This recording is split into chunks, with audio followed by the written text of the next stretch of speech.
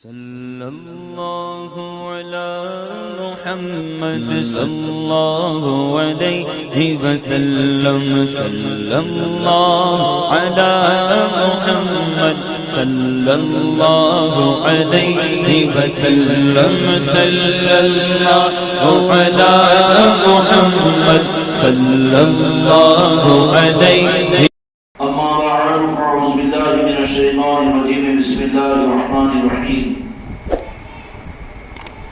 وداعيا إلى الله بإذنه سراجا ومنيرا وقال تعالى في القرآن العظيم والفرقان الحميد في شأن عصمة الأولياء ألا إن أولياء الله لا خوف عليهم ولا هم يحزنون.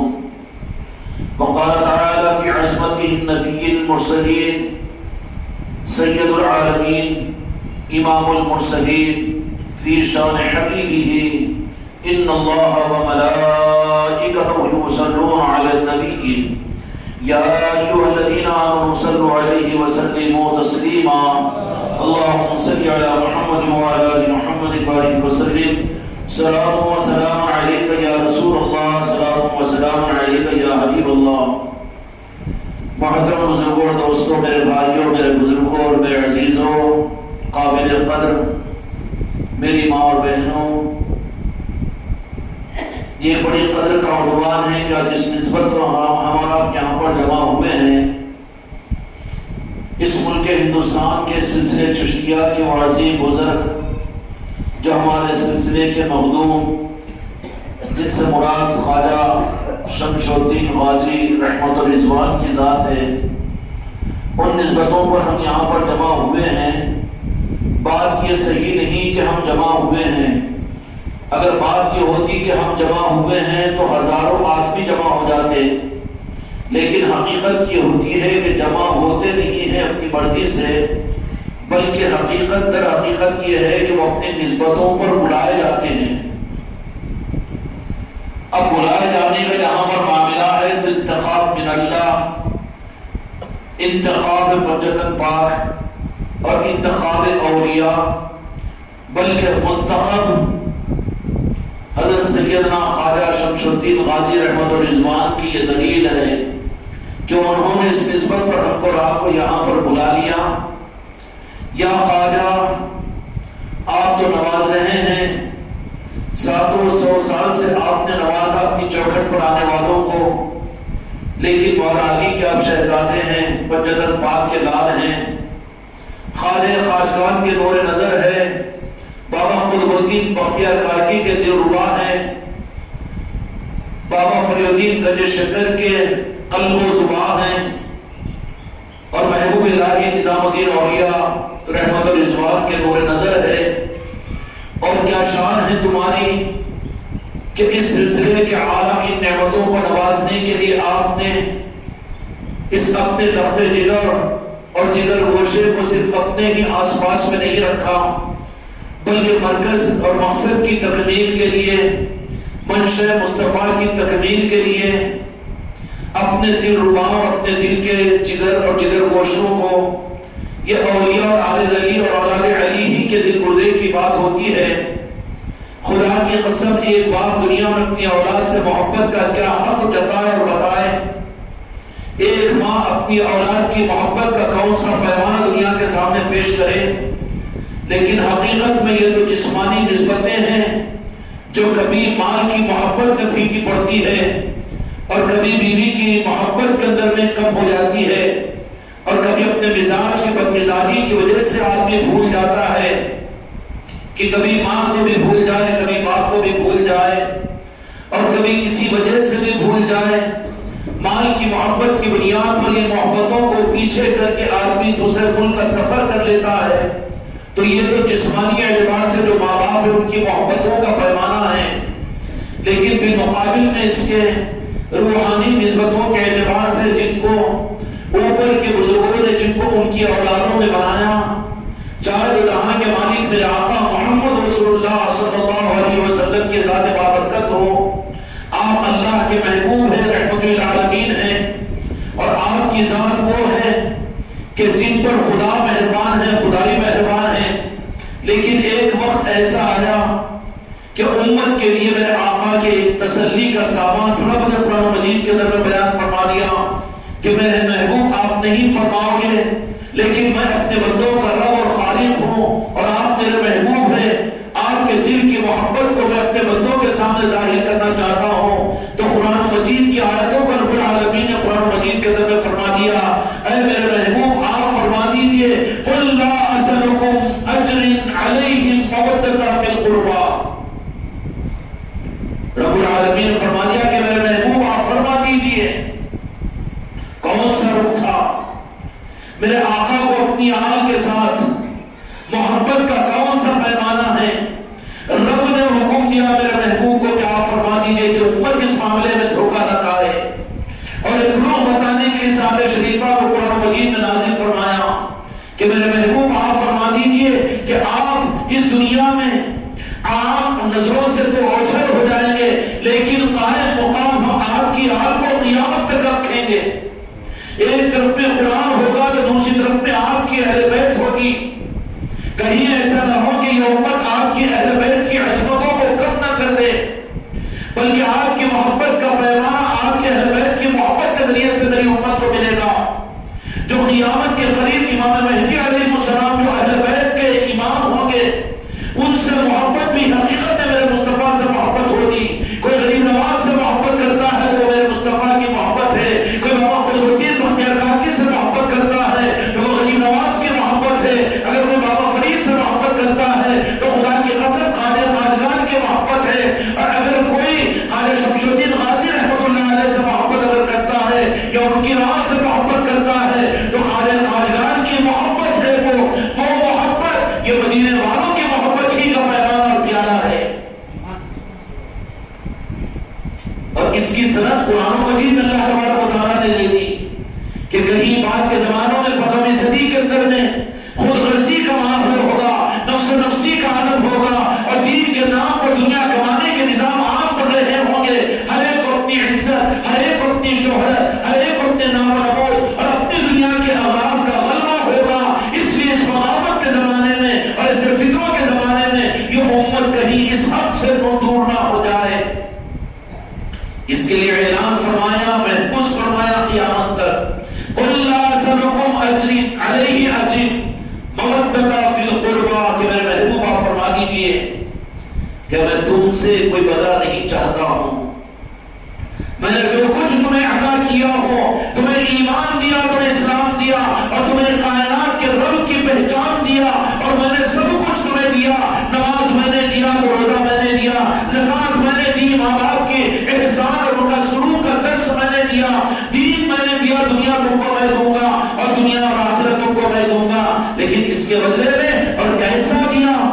پنکھوں کے نیچے بیٹھ کر نہیں، بہترین دسترخوانوں کو بچھا کر نہیں، اور خوب بڑے بڑے بلڈنگوں شاپنگ مال بنا کر نہیں، اور کس طریقے سے میرے مصطفیٰ نے ہم کو جو کچھ عطا کیا، خدا کی قسم ہمارے ماں باپ قربان ہو، ایک رخ پر بھی ہم سوچ نہیں سکتے، میرے مصطفیٰ نے جو کچھ ہم کو عطا فرمایا ہو وہ سہولت کے ساتھ میں نہیں بلکہ اپنی ذات پر مجاہدہ قربانیوں کو برداشت کرتے ہوئے دیا۔ میں نے جو کچھ تم کو دیا، کیا میری امت تمہاری نظروں کے سامنے، میں تم کو دین کے دینے کے لیے کیا میرے طائف کا واقعہ تمہارے سامنے نہیں ہے؟ کہ شعبہ ابو طالب کی گھاٹیوں میں میرے صحابہ کو میرے ساتھ میں ہونے والی ظلم و زیادتی کو تم کیوں بھول گئے؟ اور تم رات کے اندھیرے کے اندر میرے مکے کو چھوڑ کر ہجرت کرنے کو کیوں بھول گئے؟ اور میرے چہرے صحابہ کرام کی شہادتوں کو تم کیوں بھول گئے؟ کس درجے پر تمہارا میرا تم پر احسان ہے؟ تمہاری گردنیں کہاں ہو سکتی ہے میرے احسان کے سامنے؟ جب وہ قبول لیا جو میں نے تم کو عطا کیا ہے، اس کا میں تم سے کوئی بدلہ نہیں چاہتا ہوں، تو وفادار کتوں کے لیے، وفادار ہم گناہگاروں کے لیے، نماز خاروں کے لیے سننا چاہیے کہ آخر میرے مصطفیٰ ہم سے چاہتے کیا اس کے بدلے میں؟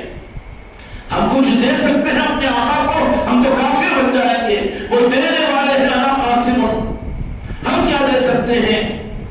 لیکن کس روح کے اعتبار سے میرے مصطفیٰ نے فرمایا کہ تم مجھے دو، میں تم سے کیا چاہتا ہوں؟ میں کوئی بدلہ نہیں چاہتا، میں تم کو نوازنے والا ہوں، میں تم کو رب کو دلانے والا ہوں، رب بھی میرے بغیر تم کو نہیں مل سکتا۔ قرآن بھی میرے بغیر نہیں ملا، دین اور دین کا کوئی حکم بھی تم کو میرے بغیر نہیں ملا۔ دینے والے کو، دلانے والے کو بھول جائے، اس سے بڑی محرومی کی بات کیا ہوگی؟ یہ خطرہ تھا اس کے لیے اللہ تبارک و تعالیٰ نے امت کو بچانے کے لیے فرما دیا کہ میرے محبوب آپ فرما دیجیے کہ جو کچھ میں نے تم کو دیا اس کا کوئی بدلہ نہیں چاہتا ہوں میں۔ اگر بدلہ مقرر ہو جاتا خدا کی قسم ہم تو کیا کوئی امت ذرہ برابر بھی اس کا حق ادا نہیں کر سکتی؟ کر سکتی ہے؟ کوئی ایک قربانی کا بدلہ قیامت تو خدا کی قسم پوری امت مل کر نہیں کر سکتی، تو ہم کیا بدلہ دے سکتے؟ لیکن کہا کہ میں کو بدلہ نہیں چاہتا ہوں، بدلہ نہیں چاہتا ہوں، اس کا مطلب یہ ہے کہ میں تم سے اس کا سوال بھی نہیں کروں گا۔ میرے مصطفیٰ نے معاف فرمایا ہم گناہ گاروں کو، ورنہ حق نہیں پہنچتا اور گنجائش نہیں نکلتی کہ کبھی ایک لمحہ بھی اپنی اولاد، اپنے بیوی بچوں کو ہم دیکھے۔ کیوں کہ ان احسانوں کے سامنے تو سب کو بھول جانا پڑتا تھا اگر میرے مصطفیٰ بدلے کا تقاضا رکھ لیتے۔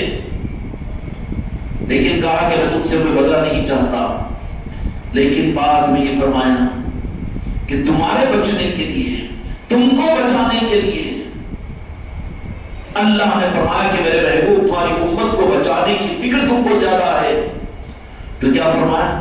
مودۃ فی القربا، کہ میری اہل بیت کے ساتھ محبت کرو، مودت کا اظہار کرو۔ خواجہ شمس الدین غازی رحمۃ الرضوان کی نسبت کی یہ محفل جو دیوانے محفلوں کی نسبتوں پر آتے ہیں، یہاں پر یہ مودت ہے جو قرآن کا حکم ہے۔ یہ اولیاء کون ہے؟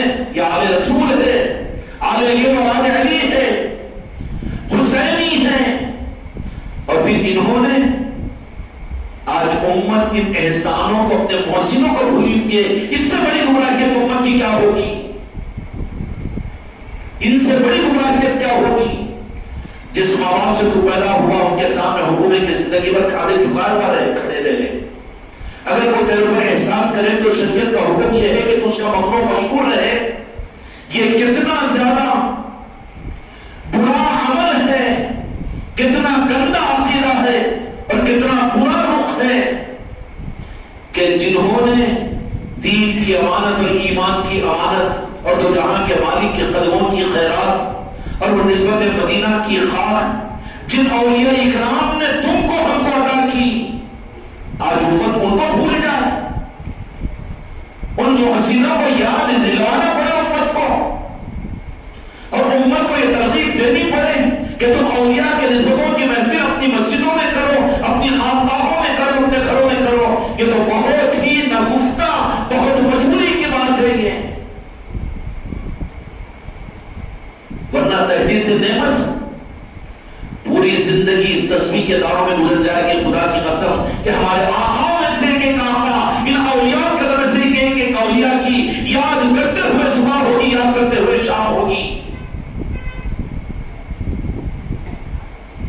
یہ تو وہ لوگ ہیں جو یاد کرنے کے لیے اپنے آپ کو تیار کرے۔ یہ تو غریب نواز کے وہ کرم اور انعام کے لینے والے فقیروں کی بات کر رہا ہوں میں، لیکن ان لوگوں کا کیا حال ہوگا کہ جو ان محفلوں کو بدعت کہے، ان محفلوں کو غیر دین کے نظام کہے۔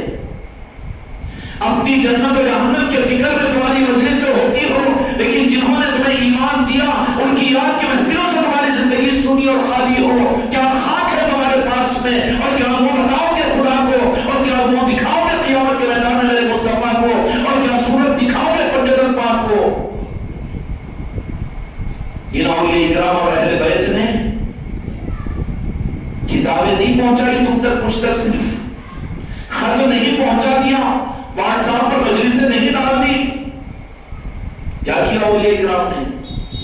اپنے وطنوں کو چھوڑا، اشارے غیبی پر میرے مصطفیٰ کی منشا کو پورا کرنے، اور واسطے پیر مرشد کے جب حکم مل جاتا کہ جاؤ خواجہ شمس الدین غازی رحمۃ اللہ علیہ، اور وہ شخصیت کون کہ جنہوں نے محبوب الہی نظام الدین اولیاء کی بارگاہ میں جب تشریف لائے تو خواجہ امیر خسرو رحمۃ الرضوان کو محبوب الہی نظام الدین اولیاء نے فرمایا کہ شہزادہ آ رہا ہے اور بڑا مہمان ہے، بڑوں کی طرف سے بھیجا جا رہا ہے، مدینے والوں کی طرف سے اشارہ ہوا ہے۔ جب وہ تشریف لائے تو سلطان الہند کہ اس مہمان کے قدر کے اندر میں محبوب الہی خواجہ نظام الدین اولیاء رحمۃ اللہ علیہ نے بڑی خوشی کا اظہار فرمایا اور کہا کہ بیٹا ہم تو انتظار کر رہے تھے، بس آئے، اور کہا کہ علاء الدین خلجی کے زمانے کی وہ جو کچھ ملازمت تھی، جب پیر و مرشد کا جلوہ اور پہلو کے اندر میں آ گئے، دامن رحمت کے اندر میں آ گئے، یہ دامن رحمت اور یہ چادر رحمت جو طریقت کی جس کو کہتے ہیں، یہ کھیل و تماشا نہیں، یہ کوئی سردی اور گرمی کی بلینکٹ نہیں ہے، بلکہ یہ تو وہ ہے جو زندگی سے اپنے آپ کا سودا کرنا پڑتا ہے۔ بیعت کی چادر کا مطلب یہ ہے کہ بک جانا ہے۔ محبوب الہی نظام الدین اولیاء رحمۃ اللہ علیہ کی بارگاہ میں آئے، محبوب الہی نظام الدین اولیاء رحمۃ اللہ علیہ نے سلسلے میں داخل کیا، چونکہ نسبتیں تھی حسینی سادات میں، مدینے والوں کی نگاہیں حکم مصطفیٰ ہی کے اوپر، تو خراسان کا علاقہ کا چھوڑ کر سفر کرتے ہوئے دہلی کو تشریف لائے۔ دہلی کو آنا کوئی ملازمت کے لیے نہیں ہے، جیسے تمہاری ہماری اولادیں آج کوئی امریکہ جا رہی ہے، کوئی افریقہ جا رہی ہے، اور کوئی سعودیہ جا رہی ہے، کوئی ترکی کو جا رہی ہے، یہ تو مال کی نسبتوں پر جا رہی ہے، لیکن ان میرے آقاؤں کا یہ مقام ہے کہ وہ ملکوں کو چھوڑ کر آئے ہیں یہاں پر، تو وہ تمہارے میرے ایمان کی امانت کو دینے کے لیے، تمہاری وہ اولاد جو تم کو کروڑوں روپیہ ادا کرے اور لاکھوں روپے کے ترازو میں تمہیں تولے، وہ اولاد نقد اس اولاد کے مقابلے کے اندر میں ان اولیاء اکرام کے احسانات کا پلڑا بھاری ہے، خدا کی قسم۔ جب حکم ہوا خواجہ شمس الدین غازی رحمۃ رضوان کو، تو خراسان اور پھر اس علاقے سے ہوتے ہوئے افغانستان کے راستے سے دہلی تشریف لے آئے۔ دہلی تشریف لائے، اس وقت میں خواجہ نظام الدین اولیاء رحمۃ اللہ علیہ کا زمانہ تھا۔ یہ زمانوں کے چراغ ہوتے ہیں اولیاء، کیا ہوتے ہیں؟ زمانوں کے چراغ، چراغوں کا نظام ہے، یہ چراغوں کا نظام ہے، اس لیے خانقاہوں میں چراغی کا عمل ہوتا ہے، چراغ سلگائے جاتے ہیں۔ اب آپ کہیں گے یہ پرانے زمانے کی بات ہے، چراغ کیوں؟ ہم 5000 واٹ کا مرکیوری لگا دیں گے، رنگ بازو کو روشنی کی ضرورت نہیں، ہم کو چراغ کی روشنی کی ضرورت ہے۔ فَدَاعِيًا إِلَى اللَّهِ بِإِذْنِهِ سِرَاجًا وَمُنِيرًا۔ اپنے محبوب کے بارے میں میرے آقا نے امت کو اہل بیت کی عظمت اور اولیاء کے نظاموں کی طرف میں اشارہ فرمانے کے لیے اپنے محبوب کے بارے میں فرما دیا۔ مثال دینا تھا تو چاند جن کے قدموں اور تنوں کی خیرات سے دنیا میں چمکتا ہے، سورج جن کا سجدہ کر کے دنیا میں روشنی دیتا ہے، لیکن ان کے بارے میں فرمایا تو فرمایا کہ وہ روشن چراغ ہے۔ وجہ کیا ہے؟ چاند سے کوئی چاند وجود میں نہیں آتا، سورج سے کوئی سورج وجود میں نہیں آتا۔ قیامت تک کے اندھیرے کو دور کرنے کے لیے میرے مصطفیٰ کو روشن چراغ بنا دیا اور فرما دیا میرے مصطفیٰ نے کہ یہ وہ چراغ ہے کہ جس سے چراغ جلتے رہیں گے، دنیا کی ضرورتوں کے اندھیرے ختم ہوتے رہیں گے، انسانیت کو روشنی ملتی رہے گی۔ یہاں تھوڑا رک جائیے، چراغ فرمایا ہے عقل کے زاویے کے اعتبار سے، تو اگر روشنی کو ظاہر کرنا مقصود ہے، مرکیو ہونا چاہیے تھا، سورج ہونا چاہیے تھا، چاند ہونا چاہیے تھا، نہیں، چراغ فرما دیا۔ اب احادیث میں آئیے، صحیح کی حدیث کے مطابق میں 1.25 لاکھ صحابہ اکرام رضوان اللہ تعالی علیہ اجمعین ہیں۔ خدا کی قسم عقیدہ و ایمان کے اعتبار سے اولیاء تو اللہ کے دوست ہیں، تو وہ قابل عصمت ہے ہمارے لیے، ہمارے عقیدہ و ایمان کی بنیاد ہے۔ لیکن عاشقین مصطفیٰ کے لیے صحابہ، چاہے وہ سیدنا ابوبکر صدیق ہو کہ ہمارے فاروق ہو کہ عثمان غنی ہو، اور چاہے عبداللہ بن رواحہ ہو، حضرت ابن عباس ہو کہ کوئی صحابی ہو، کہ جنہوں نے میرے آقا کی صحبت ایمان کی حالت میں پائی اور اس دنیا سے ایمان کے ساتھ میں واپس ہوئے، بعد کی 15ویں صدی کے کسی مسلمان اور علامہ کو، کسی مفسر اور کسی محدث کو خدا کی قسم حق نہیں ہے، وہ اپنے آپ کو برباد کر رہا ہے اگر صحابہ کے بارے کے اندر میں اگر کوئی بدگمانی پیدا کر لے۔ اصحابی کا نجوم، ان صحابہ کے بارے میں فرمایا، کیا فرمایا؟ ستارے ہیں وہ، وہاں چراغ نہیں فرمایا، صحابہ کو چراغ نہیں بتایا، بلکہ قرآن اللہ تبارک و تعالیٰ نے چراغ کی نسبت اپنے محبوب کو عطا فرمائی، یہ مخصوص کر دیا اور یہ آپشن صرف اپنے محبوب کے لیے رکھ دیا. یہ نہیں فرما دیا پھر صحابہ کرام کے بارے میرے مصطفیٰ کی زبان مبارک کھلی ہے، اصحابی کالنجوم، میرے تمام صحابہ ستاروں کے مانند تھے. ستارے سے کوئی ستارہ نہیں سلگے گا، ستارے سے ستارہ وجود میں نہیں آئے گا، چراغ سے چراغ بنتے چلے جائیں گے. چراغ بنایا میرے مصطفیٰ کو اور یہ حق دیا اہل بیت کو، یہ آپ کی آرا میں چراغ جلتے رہیں گے، دنیا منور ہوتی رہے گی، مدینے کی خیرات قیامت تک ملتی رہے گی، میرے مصطفیٰ کی نسبت انسانیت کو ملتی رہے گی، اور یہ چراغ جہاں بھی چلے جائے آندھیوں میں بھی روشنی کرنے والے بنیں گے. صحابہ کی عصمتیں ہمارے لیے تو میرے دوستوں ہم افراد و تفریض والے نہیں ہیں، ہم نہ گمراہ ہوتے ہیں نہ گمراہ کرتے ہیں. صحابہ ہمارے عقیدے میں داخل ہے اس معنی میں کہ بعد والوں کو کسی کو حق نہیں ہے، اس لیے میرے مصطفیٰ نے محفوظ فرما دیا. اپنے صحابہ کے معاملات میں امت کہیں خطرے میں نہ پڑ جائے، اس کے لیے کیا فرمایا؟ اصحابی کالنجوم، میرے صحابہ ستاروں کے مانند تھے. ستارے کہاں رہتے ہیں جی؟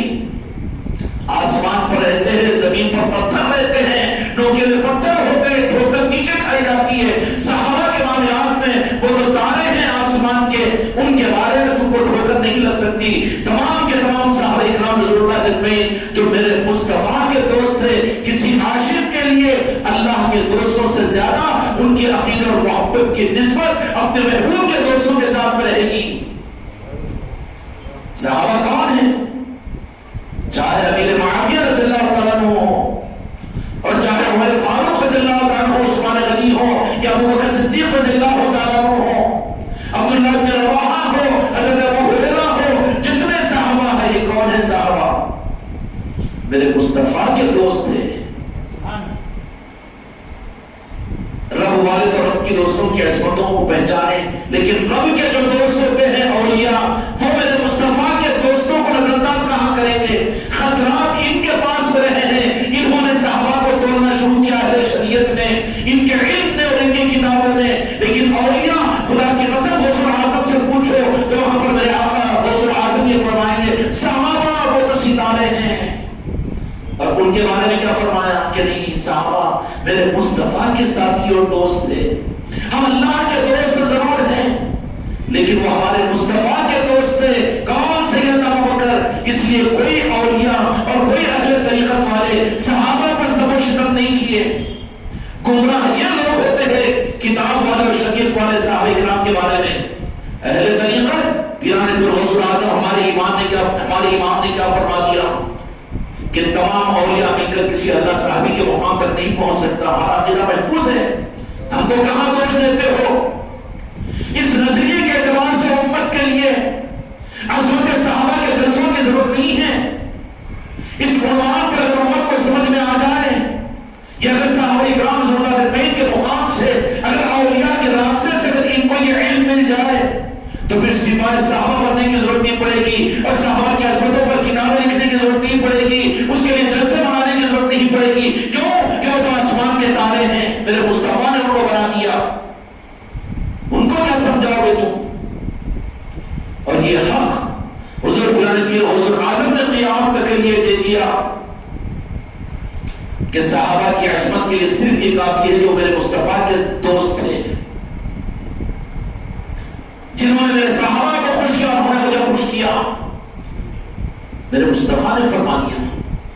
اب کوئی اہل طریقت کے لیے خطرے کی بات نہیں ہے. خطرہ ان لوگوں کے لیے ہے جو کتاب والے ہیں، جن کے پاس میں تاریخی حوالے ہیں، اور جو اپنی دکان چلانے کے لیے صحابہ کرام کے بارے میں چنانچہ وہ اور یہ نکالتے ہیں. خطرات اہل طریقت کو نہیں ہے. پوری تاریخ میں اہل طریقت نے غوث الاعظم سے لے کر سیدنا جنید بغدادی اور سیدنا جنید بغدادی رضی اللہ تعالیٰ عنہ سے لے کر آج تک جو حقیقی معنوں میں آل رسول ہیں، ان کے پاس میں صحابہ کے بارے میں کوئی عصمتوں میں کمی کا کوئی تصور نہیں کر سکتے، اس لیے جو میرے مصطفیٰ کے دوست ہیں.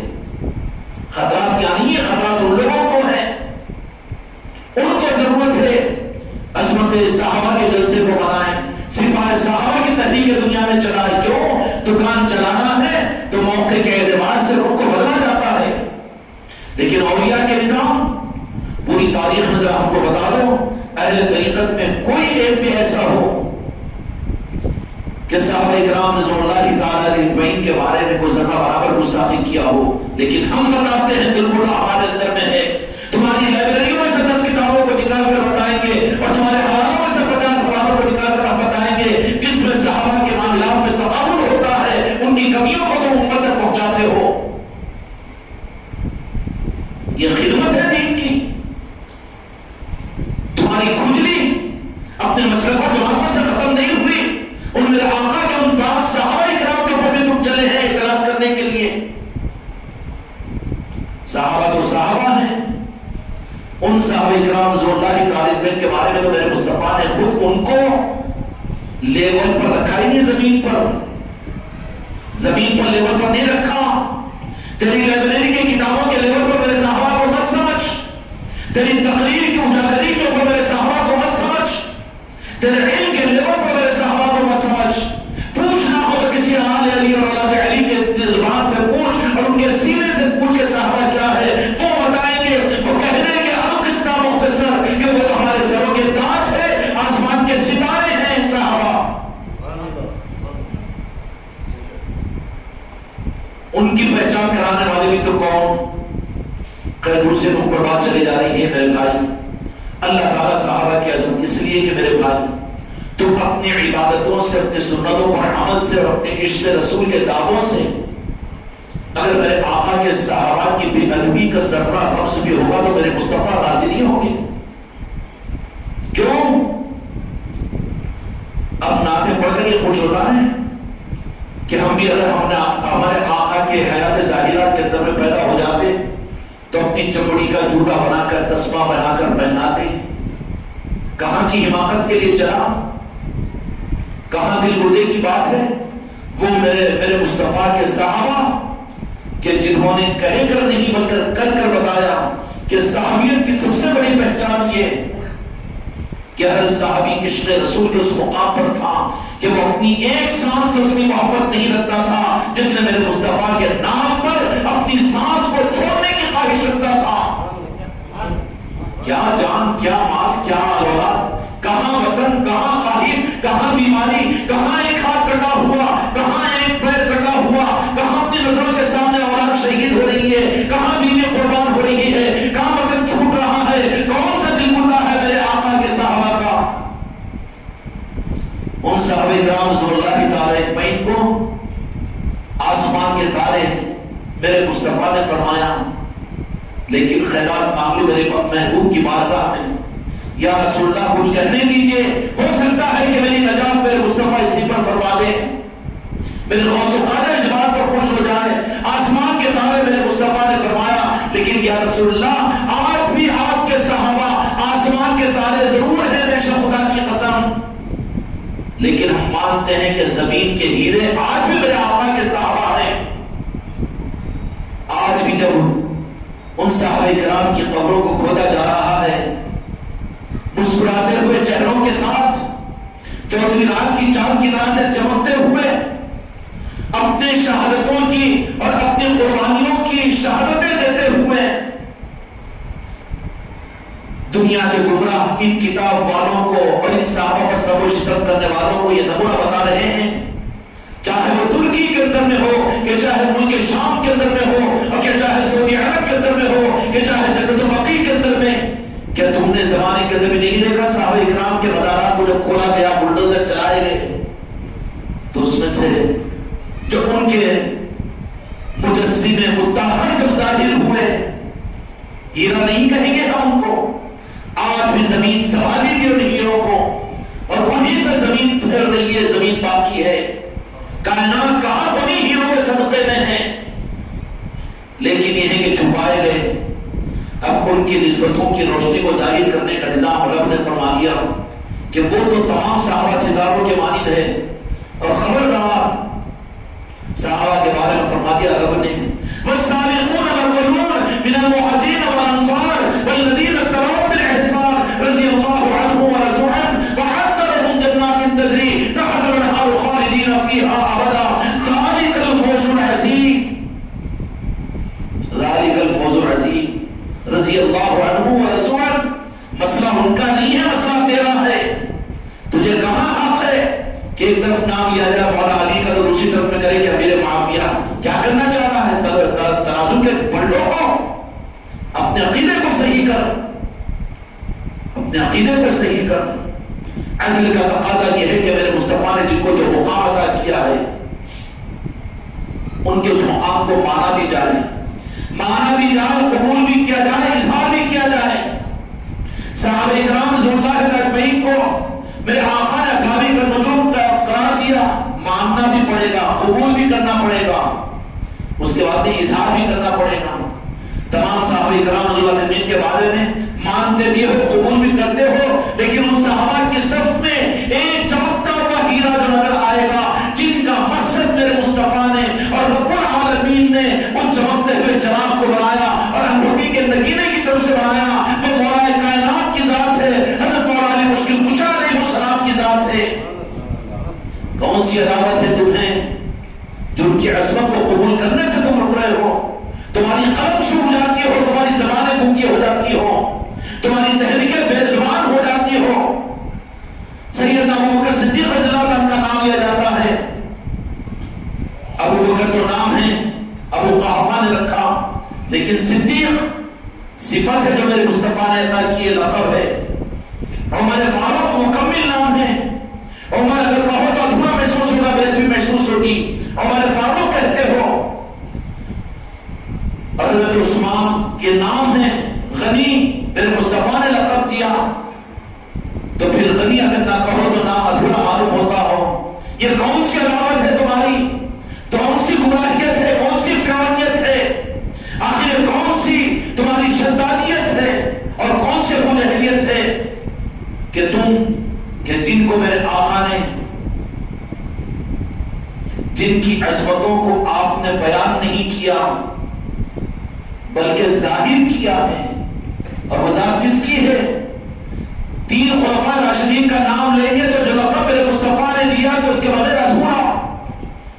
لیکن کیا حضرت علی رضی اللہ عنہ کو بھی میرے مصطفیٰ کے وعدہ سے کوئی لقب ملا؟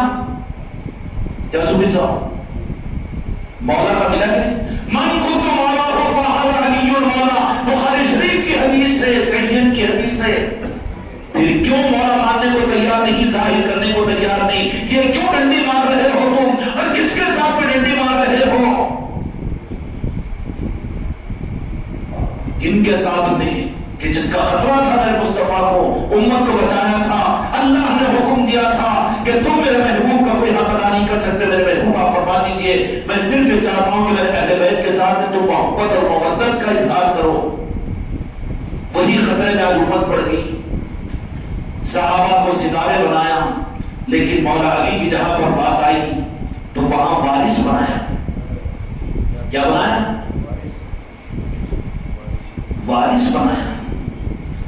سارے صحابہ کی عظمتیں سراکوں پر، لیکن ہمارا تقاضا صرف یہ ہے کہ علی صحابی ہے، لیکن یہ نہ کہو کہ صرف صحابی ہے، وہ مولا ہے، میرے مصطفیٰ نے انہیں مولا بنایا۔ اس زمانے میں بھی جس نے ذرہ برابر تدبر کیا آپ کو مولا ماننے سے، رب نے وہیں پر زمین پر عذاب اس کو گرفتار کیا۔ کیوں مولا کیوں بنایا؟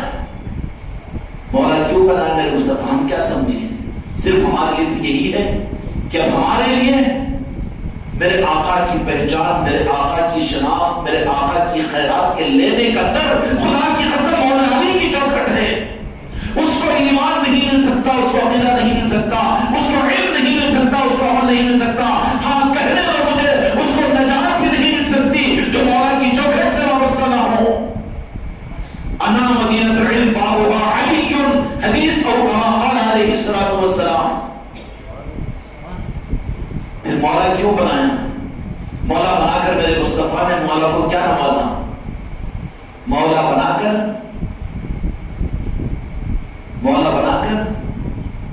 عرض کر دوں حقیقی نبوت کی روشنی کا وارث بنا دیا۔ صحابہ ستارے ہیں آسمان کے، لیکن مولا علی کو صرف ستارے اور تارے مت کہو، نجوم مت کہو، بلکہ آپ وارث ہیں میرے مصطفیٰ کے۔ اور وارث بنا کر کیا کیا؟ کہ روشنی کے نظام کے لیے تو تارے مقید فرما دیے صحابہ کے بارے میں، لیکن مولا علی کے بارے میں فرما دیا کہ میری وراثت اور میری آل علی کے ذریعے سے چلے گی۔ اور وہ کون سی آل کا نظام چلے گا؟ وَدَاعِيًا إِلَّهِ بِإِذْنِهِ سِرَاجًا مُنِيرًا، کہ یہ مفسر اور یہ علماء اور یہ شریعت والے اور کتاب والے اور یہ ظاہر لوگ یہ کیا اس آیت شریفہ کو نہیں پڑھتے؟ پھر کیوں آپ کو چلی کھیلی جاتی ہے؟ امت کو کیوں گمراہ کیا جاتا ہے؟ کیوں روشنیوں سے روکا جاتا ہے امت کو؟ اور کیوں اندھیرے میں لایا جاتا ہے امت کو؟ کہ تم کو صرف امت ملی اور دین ملی، دین ہی کا نظام ملا اور حقی کا نظام ملا کہ جس کو بیچ کر جس کو کاٹ کر تم کھاؤ گے۔ وارث کس کو بنایا؟ مولا علی کو بنایا۔ اور کیسا وارث بنایا؟ امامت کا وارث بنا دیا۔ اور وارث نہیں بنایا، یہ نہیں کہ امت کو مولا کے حوالے کیا ہو، بلکہ میرے مولا کی ذات تو وہ ہے کہ جن کے حوالے میرے مصطفیٰ نے اپنی امت کو کر دیا کہ سنبھالو میرے علی، اس امت کو جو میری امت ہے وہ تمہارے حوالے کرتا ہوں میں۔ جن جن کا مولا میں ہوں ان کا مولا علی ہے۔ اب ہمارے مولا کون؟ سنبھل کر بولنا، سنبھل کر بولنا۔ کلمہ محمد رسول اللہ کا ضرور ہم پڑھیں گے، لیکن مولا تو خدا کی قسم مولا علی کو مانیں گے۔ اور اہل طریقت کے لیے جائز نہیں ہے کہ مولا علی کو خدا کی قسم ذرہ برابر بھی ہم نظر انداز کریں۔ ہمارے لیے ایمان اور حق اور ہمارے ایمان کے اصل بنیاد تو مولا علی کی ذات ہے۔ اور کتنا احسان مولا علی کا کہ جنہوں نے صرف کتابیں نہیں لکھی اور جنہوں نے صرف باغات حاصل نہیں کیے وہ تو لٹا دیے۔ مدینے پر بات لمبی ہو جائے گی لیکن سمجھنے سے تعلق رکھتی ہے۔ سیدنا عثمان غنی رضی اللہ عنہ کی شہادت ہوئی، مدینے کے ماحول کو دیکھا کہ معاملات کچھ ایسے ہیں کہ اگر مولا علی مدینہ منورہ کے اندر میں رہتے ہیں تو مولا علی کے چاہنے والے اور وہ جو حضرت عثمان غنی رضی اللہ عنہ کو شہید کرنے والے امت میں انتشار اختلاف ہو رہا ہے، تو مولا علی مدینے کے پائے تخت کو چھوڑ کر خلافت کی ذمہ داری اور پائے تخت کو لے کر کوفہ منتقل ہو گئے۔ کون ہوتے؟ آل علی اور اولاد علی والے، دین پر دکانیں چلانے والے نہیں ہوتے، اپنی مسلطوں کو سمجھانے والے اور مٹھائی کے ڈبے پھول کے ہاتھ کو بند کر کر خوش ہونے والے نہیں ہوتے، بلکہ اپنا قربان کرنے والے ہوتے ہیں علی والے۔ یہ تاریخ ہے اولیاء کی۔ ہم گمراہ ہو جائیں کہ ہمارے اتنے مرید، ہمارے اتنے خلیفہ، ہماری اتنی خانقاہیں اور تم ہمارے نذرانے اور تمہارے ہمارے آنے جانے کا انتظام کرو، یہ کون سی کرائے کے ٹٹروں کا نظام نہیں ہے۔ علی والے کون ہوتے ہیں؟ جو اپنا قربان کرنے والے ہوتے ہیں، قربان کر کے خوش ہونے والے ہوتے ہیں، لٹا کر وہ خوش ہونے والے ہوتے ہیں۔ مدینے والوں کو مدینے کی حرمت کا خیال کر کے اپنے پائے تخت کو منتقل مدینے سے کوفہ کو کر لیا۔ اور کوفہ کون سی زمین؟ وہ سنگلاخ زمین کہ جہاں پر میلوں میل پانی نہیں ہوتا تھا، وہاں منتقل کیا۔ اور ساتھ میں کن کو لے گئے؟ ساتھ میں کن کو لے گئے؟ حسنین کریمین کو ساتھ میں لے گئے، سیدہ زینب کو ساتھ میں لے گئے۔ دارالخلافہ جب کوفے کو منتقل کیا، سنگلاخ علاقہ میلوں تک پانی نہیں۔ مولا کی بارگاہ میں آئے ہیں، اس بنجر زمین کو ہم خریدے ہیں، یہاں پر کیسے کیا ہوگا؟ مولا علی نے کہا کہ جدھر کو علی ادھر کو علی، ادھر کو ولی جدھر کو ولی، علی تو اللہ کی طرف ہے، اللہ بھی ادھر ہے جدھر علی ہے۔ خانقاہ والوں کا مجموعہ ہے، بات عرض کرو تو برداشت کر لو گے؟ برداشت کرو گے؟ بدہضمی تو نہیں ہوگی؟ شریعت کو سمجھنا ہے، شریعت کو سمجھنا ہے، رب کی محبت کو سمجھنا ہے، رحم کو سمجھنا ہے، تو میرے مصطفیٰ کی چوکھٹ ہے۔ اگر اللہ کو سمجھنا ہے تو علی کی چوکھٹ ہے۔ علی کو اللہ کو سمجھنا ہے تو علی کی چوکھٹ ہے، اس لیے کہ میرے مصطفیٰ کے ساتھ میں تو رحم ہے۔ میرے مصطفیٰ چاہیں گے کہاں کہ کسی کو جہنم میں پہنچائے، کسی کو مارے، ارے تھوڑی سی تکلیف میرے مصطفیٰ برداشت نہیں کر سکتے۔ لیکن اللہ کو تو نظام عالم چلانا ہے، اللہ کو سمجھنا ہے، علی کو سمجھنا پڑے گا۔ جو علی تک پہنچے وہ اللہ تک پہنچے، اور جو یہ دعویٰ کرے کہ ہم علی تک پہنچ گئے ہیں پھر بھی اللہ کی طلب ہے تو تم دھوکہ کھا رہے ہو۔ علی تک پہنچنے کے بعد اللہ کی طلب کہاں رہے گی؟ علی ہی میں تو اللہ مل جائے گا۔ راستہ غلط اختیار کیا تم نے، اس لیے کہ علی کے راستے سے مصطفیٰ کے نارائن پاک سے پہنچے تو اللہ ملتا تمہیں، لیکن اگر مصطفیٰ کو نظر انداز کر کے تم راست علی علی اگر کہہ رہے ہو تو تمہیں اللہ کہاں ملے گا؟ نہ علی ملیں گے تمہیں۔ چاہے کتنے ہی کالے کپڑے پہن لو، کتنے ہی ملک بنا لو، کتنی ہی تقریریں کر لو، چاہے کچھ بھی کر لو، اگر علی مل جاتے ہیں تو پھر اللہ کی طرف کیسے باقی رہتی؟ اللہ کی طرف کیسے باقی رہتی؟ وجہ یہ ہوئی ہے کہ وہ راستہ نہیں ہے جس سے اللہ ملتا ہے۔ اللہ جو ملتا ہے علی وہ راستہ بتاتے ہیں نارائن پاک مصطفیٰ کا، اور جن کو نارائن پاک مصطفیٰ ملتا ہے انہی کو اللہ ملتا ہے۔ راستہ کٹ گیا اور علی کو اختیار کر کے اب بے نیاز ہو گئے میرے مصطفیٰ کے نارائن پاک سے، نہ اللہ ملا نہ علی ملے اور علی ملے۔ جن کو علی ملتے ہیں وہ نارائن پاک مصطفیٰ کو پہنچاتے ہیں، جو نارائن پاک مصطفیٰ کو پہنچتا ہے وہ اللہ تک پہنچ جاتا ہے۔ سمجھ میں آگی بات؟ اس لیے میرے بھائیوں، ان آل رسول نے صرف حق ادا نہیں کیا، حق ادا کیا کس درجے میں؟ کہے کر، سن کر، مجھ میں سجا کر، پروگرام کر کے، فلیکسیاں لگا کر، ان نظاموں جو اس زمانے کے اندر میں زمانے کی ضرورت ہے، اس کے انکار نہیں ہے۔ ہم یہ نہیں کہتے کہ حج کرنے جاؤ تو اونٹوں پر جاؤ، بھائی ایروپلین ہے تو اللہ کی نعمت جاؤ، ہم اس کے منکر نہیں ہیں۔ اس زمانے میں جو چیزیں ضروری ہے ٹھیک ہے، لیکن خبردار نظروں میں رکھنا میرے آقاؤں کے ان ریاضتوں کو، ان نظاموں کو کہ سلطان الہند خراسان سے، ایران سے نکل کر یہاں پر تشریف لائے، غازی شمس الدین رحمت الرضوان اپنے علاقے سے نکل کر یہاں پر تشریف لائے، سلطان الہند کی بارگاہ میں تشریف لائے، کہا کہ جاؤ محبوب اللہ نظام الدین اولیاء کے پاس میں، وہ اور آپ کو ان کے پاس جو تمہاری امانت رکھی ہوئی ہے اشارے غیبی کے اوپر جب آئے تو یہی تو نظام چلا، بیز نہیں سراج منیرہ، چراغ کا نظام اور علی کے پاس میں ہے۔ اور آگے کی بات عرض کر دوں، میرے آقا کے صحابہ اس معاملے میں اتنے دیانتدار، ہم دیانتدار کا لفظ استعمال کریں تو بدتمیزی ہوگی، صحابہ کے بارے میں کیا شک، لیکن مولا علی کو سوالات صحابہ نے بھی ہمیشہ اپنی زندگی میں چراغ تصور کیا۔ حضرت عمر فاروق رضی اللہ عنہ اپنی مجلس میں بیٹھے رہتے، کوئی فیصلہ کر نہیں پاتے تو ڈھونڈتے، کہا جاتا کہ عمر بن الخطاب خیسر و کسریٰ تمہاری رائے سے ڈرتے ہو، تمہاری حکومت کا دبدبہ ہے، لیکن تم کس کو تلاش کر رہے ہو؟ فرماتے کہ میں علی کو دیکھ رہا ہوں، میری آنکھیں علی کو دیکھتی ہے تو میں مطمئن ہوتا ہوں۔ صحابہ نے جناب کس کو سمجھا؟ جناب کس کو سمجھا؟ مولا علی کو سمجھا۔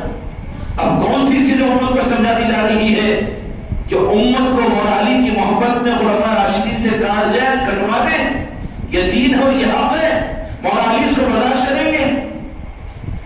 لیکن آل رسول وہ ہوتے ہیں کہ جن کی مثال اور جن کے کارنامے اور جن کا معاملہ ہی کچھ الگ ہوتا ہے، جن کا معاملہ ہی کچھ الگ ہوتا ہے۔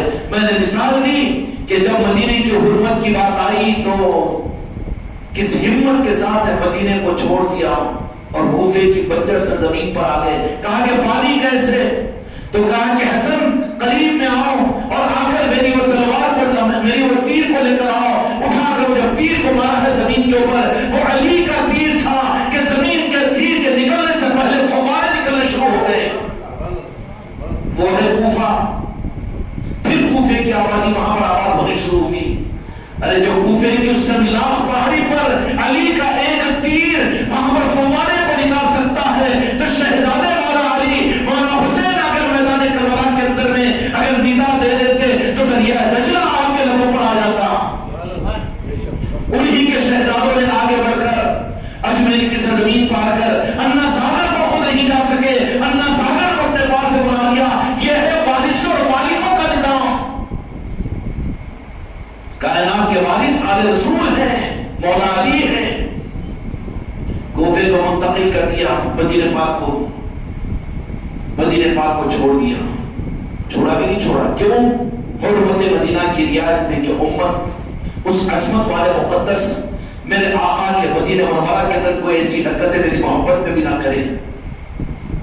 یہ مولا علی اور آل رسول آل علی اور اولاد علی ہی وہ ہوتے ہیں کہ جو میرے آقا کے دین کے اصل محافظین ہوتے ہیں. وہ صرف کہنے سننے سے نہیں بلکہ وہ لوگ اپنی آل اولاد اپنی جانوں اور اپنی خواہشات کے نذرانے دے کر دین کی آبیاری کرتے ہیں. اس چراغ کو جو ان کے ہاتھوں میں ہوتا ہے آندھیوں سے روکتے ہیں, وہ آندھیوں سے بچاتے ہیں اور چراغ کی حفاظت کے ساتھ میں جہاں کا حکم ہوتا ہے وہاں پر جا کر جلاتے ہیں. پھر انسانیت کو وہ روشنی مل جاتی ہے. سمجھ میں آئی بات؟ یہ نظام ہوتا ہے آل رسول کا, آل علی اور اولاد علی کا. امام علی مقام علیہ السلام نے جب پھر آگے چل کر اور تقاضے جب سامنے آئے تو کیا کیا؟ موقع تھا نا, جانشین علی تھے صحابہ عقیدت مندوں کے دل. اچھا اور ایک بات اشارہ کر دوں یہاں پر, ذرا سنتے چلو, ذرا دل سے سنتے چلو. کیوں؟ یہاں پر غلوبی روا نہیں, عناد تو ہلاک ہو جائیں گے. غلوبی کرنے والے ہم نہیں ہیں, غلوبی کرنے والے نہیں ہیں. یہی آل علی اور اولاد علی کے جگر ہوتے ہیں, انہی کے دل ہوتے ہیں کہ دشمنوں کو بھی وہ نوازتے ہیں. جنہوں نے دشمنیاں کی ان کے ساتھ میں احسان کرنے والے, ان کی پہچان آل علی اور اولاد علی ہوتے ہیں. اگر تم بھی بگونے کی ٹھنڈی بن جاؤ کہ تمہارے پیر کی کوئی مخالفت کرے تو تم الجھ گئے. غوث و خواجہ کے ساتھ میں کچھ معاملہ کچھ ہو گیا تو تم بھی الجھ جاتے تھے. تم ابھی حق کو کہاں لیے اپنے اندر میں؟ ہم نے تو تم کو چوکھٹ غریب نواز بتایا, ہم نے تو تم کو پنجتن پاک کا راستہ بتایا, تم کو تو اہل بیت کا نظام بتایا, ہم نے اپنی ذات کا ہم نے کب بتایا تم کو؟ تمہارے نمونہ تو وہ آئیڈیل پنجتن پاک اور غوث و خواجہ کی ذاتیں ہیں, ہزاروں اولیاء ہے تمہارے لیے نمونہ. وہ کون ہوتے ہیں؟ ایک اشارہ عرض کر دوں کہ جو محروم کرنے کا بھی فیصلہ کرنے ان کو عطا کرنے والی ذات اہل بیت آل رسول کی ہوتی ہے, اور اسی شان کو لیے ہوئے اولیاء ہوتے ہیں. 72 سال کی مدینے کی تاریخ کربلا کے بعد کی, کربلا کے بعد کی. پریشان ہو جائیں گے ذرا, لیکن حقیقت کا اظہار کر رہا ہوں میں. حالات کی مجبوری تھی, اس کا الزام ہم صحابہ کو نہیں دے سکتے. خدا کی قسم, صحابہ تو صحابہ ہیں, وہ تو فرفدہ ہونے والے تھے مولا علی پر. لیکن ان کا نام لے کر جو دکانیں چلانے والے یزیدیت تھی, ان کا نام لے کر اپنی دکان چلانے والی جو یزیدیت تھی اور جو منافقت تھی عبداللہ ابن ابی بن سلول کی, جو اہل بیت کے ساتھ مخاصمت اور دشمنی کا بیج ہوتی تھی, ان کی دکانوں کے چلانے کے لیے مدینے کی تاریخ نہیں, اسلام کی تاریخ میں پورے عالم اسلام میں 70-72 سال تک کلیجہ پھٹ جائے گا. پوری تاریخ میں مسلمانوں کی اولادوں میں کسی کا نام حسن اور حسین نہیں رکھا گیا. مجبوری تھی حکومت کی, کیا کریں گے؟ مخلص تھے صحابہ, دل میں تھا حسن اور حسین لکھا ہوا, لیکن کسی گھر کے اندر میں خلافت بنو امیہ کے پورے زمانے کے اندر میں جرم ہو گیا تھا کہ حسن و حسین کا نام رکھا جائے یا علی کا نام رکھا جائے. صوفی صاحب کتنا دورناک مسئلہ ہے, کوئی زینب و فاطمہ کا نام رکھے, جرم تھا. 70-72 سال کی تاریخ میں کوئی اپنی اولاد کا نام حسن حسین اور علی نہیں, لیکن وہی قربان جائے یا علی یا حسین یا حسن, پنجتن پاک تمہارے قدموں پر ہماری نسل قربان ہو. لیکن ان کی اولادوں میں اور آل رسول کے اندر میں آپ کو عمر بھی مل جائیں گے, ابو بکر بھی مل جائیں گے, عثمان نام کے بھی مل جائیں گے. آل رسول کے ناموں کے اندر میں آپ کو عثمان نام کے بھی مل جائیں گے. میدان کربلا میں جو شہید ہوئے نا, ان میں قاسم بھی ہے, عثمان بھی ہے, ابو بکر بھی ہے. آپ کی عمل میں تو ناموں کو رکھا گیا, لیکن ادھر کا معاملہ یہ ہے کہ ناموں پر پابندی لگا دی گئی. لیکن عداوت اور مخالفت کے لیے کون سے سینے ہیں؟ کون ہے پنجتن پاک؟ کون ہے آل رسول؟ کون ہے خواجہ خواجگان کے آواز جداد؟ کون ہے خواجہ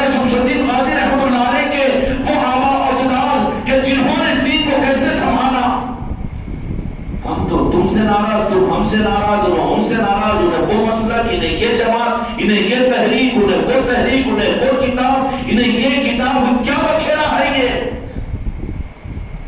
آج مجھے بہت اچھا لگا ہمارے شاہ نواز نے لا کر وہ ایک کلپ اسد الدین اویسی کا سنایا مجھے.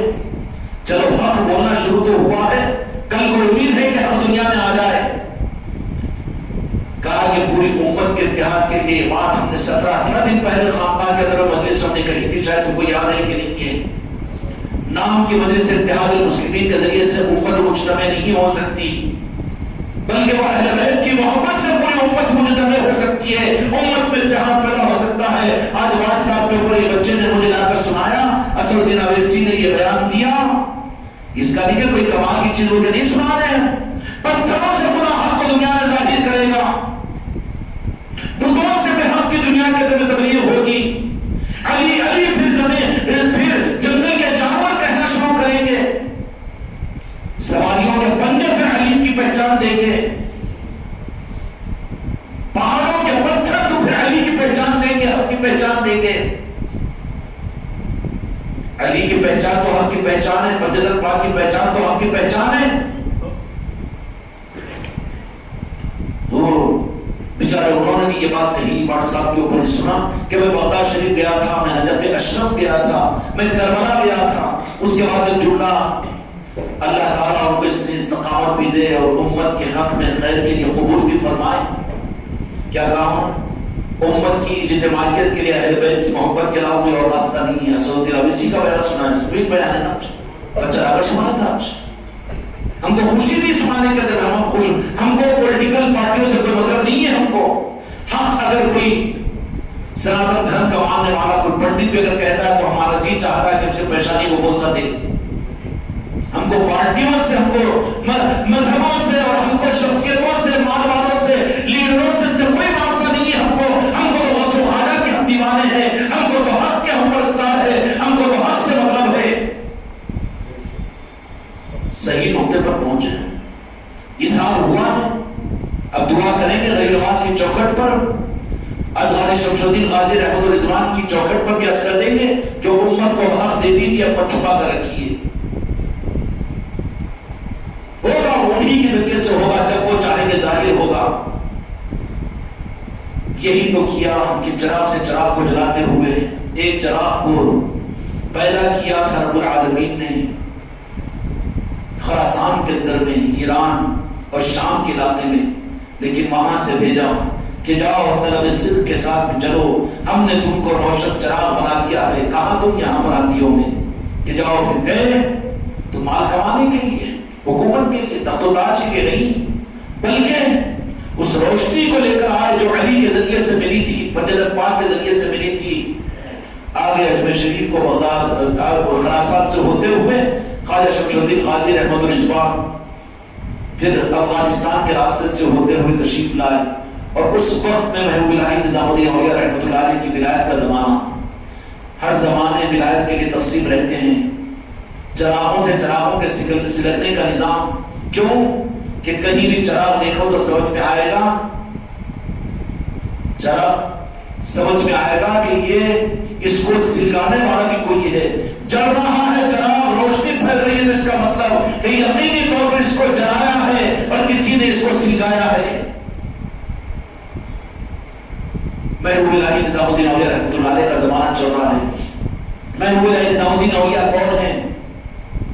ہم جن کے غلام، جو ہمارے عقیدے کا مرکز اور کعبہ ہے، خواجہ قادیان سلطان الہند خواجہ معین الدین چشتی اجمیری رحمۃ الرضوان کی ذات، آپ کے خلیفہ بابا قطب الدین بختیار کاکی رحمۃ الرضوان، بابا قطب الدین بختیار کاکی کے خلیفہ بابا فری الدین گنج شکر اور بابا فری الدین گنج شکر رحمۃ الرضوان کے خلیفہ محبوب الہی نظام الدین اولیاء اور صابر پاک کی چراغ کی روشنی کو تو حباب لگا دیا. بابا فرید نے کہا کہ نہیں، تمہاری روشنی میں جلال زیادہ ہے، لوگوں کو برداشت نہیں ہوگا. اب اس وقت میں جو چراغ چلے گا، بابا فری الدین گنج شکر نے جو چراغ جلوایا اپنے حیات ظاہرہ کے اندر میں، وہ محبوب الہی نظام الدین اولیاء کی صورت میں جو تحریک اس وقت پائے تخت تھا، وہاں پر محبوب الہی نظام الدین اولیاء رحمۃ اللہ علیہ کا، طریقت کا اور بابا فرید کا چراغ جب چلنا شروع ہوا، پروانے پورے ہندوستان سے نکل کر محبوب الہی کی بارگاہ میں آتے چلے گئے، حتیٰ کہ محبوب الہی نظام الدین آگے بڑھا، اس طرح سے آگے بڑھا کہ ایک ایک وقت میں لنگر میں 300 بکرے کٹتے تھے، اور ایک وقت وہ بھی آیا کہ پیاز اور لہسن کے چھلکوں کو اونٹوں پر لاد کر دریا دجلہ میں پھینکا جا رہا تھا۔ حکومت کس کی چل رہی تھی؟ نظر بد کے لوگ ہر زمانے کے اندر رہتے ہیں، بد نظری کا یقیناً وجود ہے، نظر بد کا ثبوت ہے حدیث میں۔ علاؤالدین خلجی کا زمانہ، اب اس کو حسد پیدا ہوا کہ تخت و تاج تو میرا، اشرفیوں کے ڈھیر تو میرے پاس میں، خزانے تو میرے پاس میں، حکومت تو میری ہے، پایا تخت تو دلی کا میرا ہے، لیکن لوگوں کے دلوں کا مرکز اور کعبہ جو بنا ہوا محبوب الہی کیوں ہے؟ لیکن جس چراغ کو میرے مصطفیٰ جلائے اور جس چراغ کو روشنی خواجہ خواجگان نے عطا کیا ہو، بابا فرید نے جن کو دہلی میں بٹھایا ہو، کون ہے اگر ان کی طرف سے کسی کو بٹھا دیا جائے، ان سے حسد اگر ہوگی تو خود برباد ہو کے چلیں گے، بلکہ صحیح راستہ یہ ہے کہ ان سے محبت کی نسبت پیدا کرو۔ محبوب الہی نظام الدین اولیاء رحمۃ اللہ علیہ نے پرواہ نہیں کی وقت کے حکومت کی، اور حکومت ہی نہیں بلکہ محبوب الہی نظام الدین اولیاء رحمۃ اللہ علیہ کا زمانہ، میں اس سے پہلے بھی یہ بات عرض کیا اپنے بچوں کو کہ بہت مناسبت ہے کہ اس زمانے کے اندر محبوب الہی نظام الدین اولیاء رحمۃ اللہ علیہ کے زمانے سے کہ صرف حکومت مخالف نہیں تھی، بلکہ وہ نامور علماء مفتیان اکرام جو اسلامی مملکت کو سنبھالنے کے لیے بادشاہوں کے پاس میں، جو علماء کونسل کے نام سے آج بھی ہے نا جی، کونسل ہے، ناقدری نہیں کرتے اس کی، لیکن وہ چوکھٹے اگر اولیاء سے جڑی ہوئی ہے تو سمجھو کہ اس کے اندر روشنی اور خیر ہے، ورنہ اگر ان چوکھٹوں سے غریب نواز کی چوکھٹ سے تم اگر کٹ لیتے ہو تو تمہاری تنظیمیں چاہے کتنی بڑی کیوں نہ ہو، اور لاکھوں کے سروں کو تم کیوں نہ جمع کر لو، اور چاہے کتنی تنظیمیں تم کیوں نہ بنا لو، چاہے مسلم مسلح بورڈ ہو، امام مسجد ارشاد کمیٹی ہو، چاہے کوئی اور تنظیم ہو، لیکن چوکھٹے غریب نواز سے جڑی ہوئی نہیں ہے، ہم تم سے امید نہیں کر سکتے کہ وہاں سے کچھ حق ملے گا یا پھر حق کو سنبھالا جائے گا۔ پھر وہ تمہارے ان چوکھٹوں سے کٹنے کی وجہ سے دکان بن جائے گی، تمہاری سودے بازیاں تم کرو گے، تم کو دنیا اور عہدے مل جائیں گے، راجہ سبھا کی سیٹیں تم کو مل جائے گی، الیکشنوں میں کارڈ تم کو مل جائیں گے، گھر بیٹھے رقومات کے اور نوٹوں کے بیگ تمہارے پاس سے پہنچ جائیں گے، تمہارے سفید کپڑوں سے لوگ بیوقوف بن جائیں گے۔ لیکن بہت حقیر و فقیر اور تم سب کا چھوٹا پیروں میں بیٹھنے کے لیے تیار ہو، لیکن ان بڑے بڑے تحریک کے چلانے والے، وہ بڑے بڑے مدارس دنیا کے چلانے والے جو علم عمل کے اپنے آپ کو سورج اور تارے سمجھتے ہو، لیکن ایک حقیر و غریب تمہارے بھائی کی التجا کو سن لو کہ تمہارے لیے اگر تم چاہتے ہو کہ حقیقی دین کی حفاظت، دین کی خدمت اور ایمان والوں کے لیے، انسانیت کے لیے تمہارے ذریعے سے کچھ میرے مصطفیٰ کی رحمت تقسیم ہو، تو جاؤ سب سے پہلا دن نکلنے سے پہلے کام یہ کرو کہ جاؤ سلطان علی کی چوکھٹ سے اپنی نسبت کو قائم کرو، وہاں سے جڑ کر رہو گے تو روشنی تمہارے اندر میں رہے گی، ورنہ تمہاری روشنی تم کو مبارک ہے، ہم اس کو قبول کرنے کو تیار نہیں ہیں۔ اللہ تعالیٰ آبیاری کرے۔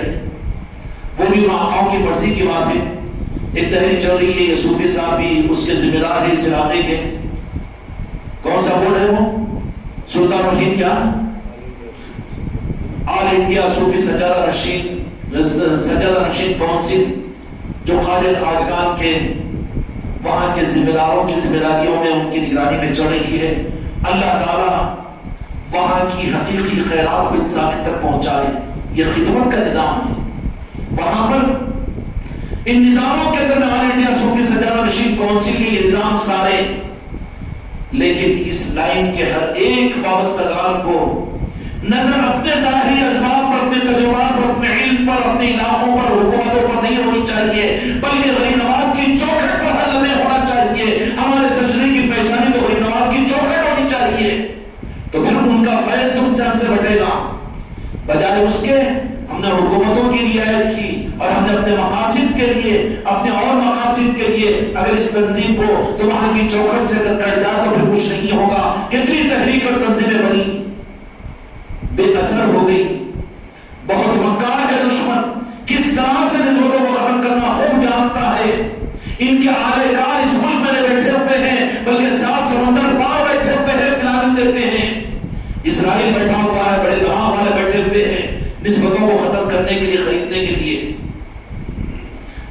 خیر اگر تم چاہتے ہو کہ وہ چراغ کی روشنی تم سے پھیلے تو اپنے دل کے مندر میں سلطان الہند کی مورتی کو بٹھاؤ، یا غریب نواز یا خواجہ خواجگان، تو پھر ہوگا ان کی نظر کرم، تو پھر تم سے روشنی دنیا میں پھیلے گی۔ اسی روشنی کو دے کر بابا فری الدین گنج شکر رحمۃ رضوان نے محبوب الہی کو دہلی میں بٹھایا کہ جاؤ، اس وقت نے پایا تخت مرکز ہے۔ محبوب الہی نظام الدین اولیاء آئے اور نظام شروع کیا حکومتوں کی رعایت کے بغیر۔ مسئلہ وہیں پر ختم نہیں ہوا، حکومت وقت نے بجائے ان کی تابعداری کر کے نسبت کو قائم کرتے تو شاید کہ وہ حکومت بھی باقی رہتی، تخت و تاج بھی باقی رہتا، اور وہ دہلی کا لال قلعہ بھی جس پر تمہاری عظمتوں کی پہچان ہوتی، لیکن کیا ہو گیا کہ بنایا تم نے اور چھین لیا تم سے گیا۔ ہم کہتے ہیں اس کی وجہ یہ ہے کہ تم بزرگوں کی چوکھٹوں سے کٹے ہیں، محبوب الہی نظام الدین اولیاء سے تم کٹے ہیں، سلطان الہند خواجہ خواجگان سے تم کٹے ہیں، ان کے صدقے میں ملی ہوئی چیزیں تمہارے پاس باقی کا رہے گی۔ حق تو وارث کا ہو رہا ہے نا جی، میں قبضہ کر لوں تمہارے گھر پر آ کر، وقتی طور پر نہ ہو، لوگوں کو بتا دو، لوگوں کو بناؤ کہ میں اس گھر میں رہ رہا ہوں، میں اس کا مالک ہوں، میں مالک ہوں۔ برداشت کر رہا ہے وارث، قبضے دار کو برداشت جب تک کرے وارث ٹھیک ہے، لیکن وارث اپنے ملک پر آ جائے تو قبضے دار کو ہٹانا دیر لگے گی۔ مالک کون ہے؟ خدا کی قسم سلطان الہند ہے، ہم ان کو مالک مانتے ہیں۔ ملک کس کا ہے؟ سلطان الہند کا ہے۔ تم قبضے دار ضرور بنے تھے، دیا تھا انہوں نے زمین کے حصے میں اقتدار، 800 سال تک اس ملک کے اوپر تم کو حکومت میرے سلطان الہند خواجہ خواجگان نے عطا کی تھی، لیکن تم نے وارثوں کو نظر انداز کیا، اس کو بدعت کہنا شروع کیا، اس کو شرک کہنا شروع کیا، سلطان الہند کی محبت کو غیر کہنا شروع کیا، تو پھر جو وارث ہے ان کو تو حق ہے۔ قانون کس کا چلے گا؟ وارثوں کا۔ قانون کس کا چلے گا؟ وارثوں کا چلے گا۔ حکومت کس کی چلے گی؟ وارثوں کی چلے گی۔ قبضہ کوئی بھی ہو قبضہ دار کا نہیں چلتا، جب وارث میدان میں آ جائے ان کو حق ہے کہ اپنوں کو دے دے یا کسی اور کو دے دے، کسی راستہ چلتے والوں کو دے دے۔ تم جب ان کی چوکھٹوں سے کٹے تو تمہاری لائبریریاں، تمہاری تنظیمیں، تمہاری جماعتیں اور تمہارے دار و دہیش اور تمہارے وہ سونے کے تاج اور تمہارا کوہ نور کا ہیرا اور تمہاری بڑی بڑی لائبریریاں، تمہارے بڑے بڑے مدارس اور تمہارے بڑے بڑے علماء کی خدمتیں اور تمہاری بڑی بڑی تحریکیں جب وارث کی نظروں سے گرے ہیں تو پھر کھینچ لیے گئے ہیں، قبضے داروں کو ہٹا دیا گیا ہے۔ اب چیختے رہو، چلاتے رہو، پھر جب وارثوں کی مرضی ہوگی جبھی تم کو وہ مل سکے گا، وہ چاہے کسی کو بھی ہٹا کر دیں۔ محبوب الہی نظام الدین اولیاء رحمۃ اللہ علیہ کی خانقاہ اور وہاں کے نظام چل رہے ہیں، اور پھر محبوب الہی نظام الدین اولیاء چونکہ مرکز خلائق اس وقت بنے ہوئے تھے، محبوب الہی اب اس تفسیر میں جاؤں تو وہ تو محبوب الہی ہے، محبوب خواجہ خواجگان ہے، محبوب مولانا علی ہے، محبوب سید فاطمہ الزہرا سلام اللہ علیہ ہے، محبوب رب العالمین ہے وہ، اور عجیب مقام ہے محبوب الہی کا۔ اللہ کے محبوب تو میرے مصطفیٰ ہے، لیکن دوسرے محبوب الہی یہ اللہ کے محبوب ہے، یہ اللہ سے محبت کرنے والے، اللہ میرے آقا سے محبت کرنے والا، کوئی ایک قانون ہے، کوئی فلسفہ ہے، الگ کسی اور وقت پر عرض کیا جائے گا۔ خوش قسمتی یہ ہے کہ ہم غلاموں کو اور اس خانقاہ محمدی کو محبوب الہی کی چوکھٹ کی نسبت بواسطے خواجہ شمس الدین غازی رحمۃ اللہ کے اس خانقاہ کو بھی حاصل ہے، اور یہ حاصل بلا کسی تمہید اور طویل گفتگو کے یہ عرض کر دوں کہ راز سلطان الہند غریب نواز کی منشا کے پورا ہونے کے لیے محبوب الہی نے خواجہ شمس الدین غازی، کیونکہ عثمان آباد بھی دکن ہی کا علاقہ تھا اور یہ عادل آباد بھی دکن کا ایک علاقہ ہے، ایک چراغ کو جلانے کی جس چراغ کی روشنی دھیمی پڑ رہی تھی تو حکم دیا خواجہ شمس الدین غازی رحمۃ اللہ علیہ نے اپنے نسل کے شہزادے جس سے مراد بنی سید علی مرتضیٰ حسنی حسنی دامت برکاتہم کو کہ جاؤ اس روشنی کو جلانے کے لیے کچھ تیل کی ضرورت ہے، کچھ سہارے کی ضرورت ہے، تو پھر یہ گواہ ہیں، یہ خود کہہ دیں گے کہ 2 سال سے پوچھتے رہتے کہ ہم عادل آباد آئیں گے، عادل آباد آئیں گے، جب حضرت تشریف لائے تب پتہ چلا کہ ان کو عادل آباد کا نام کیوں لے رہے تھے۔ یہ بزرگوں کے نظام اشارے غیبی کے ہوتے ہیں، دل کا میلان کچھ اور ہوتا ہے. ہم زیادہ حماقت اس معاملے میں کرنا نہیں چاہتے، اس لیے کہ ہے ہی اپنا کیا ہے.